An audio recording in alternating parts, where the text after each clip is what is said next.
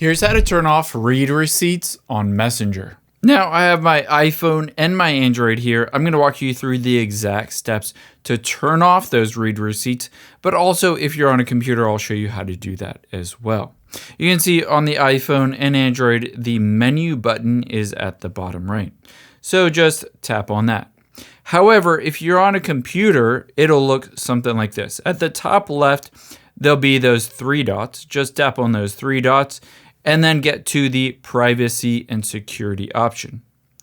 If you're on a phone, next let's tap on settings at the top and then scroll down from here.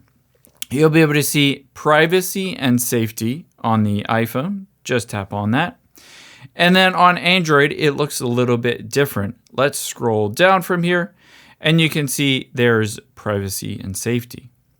Scroll down and you'll be able to see towards the bottom is read receipts. Tap on read receipts and toggle it off here. Again, if you're on an iPhone, Android, you can do these. If you're on a computer, just tap on those three dots, go to privacy and security and turn off read receipts. I hope this helps. If you enjoyed this video, check out the video over to my right. I think you'll really like that one too. And thanks for watching.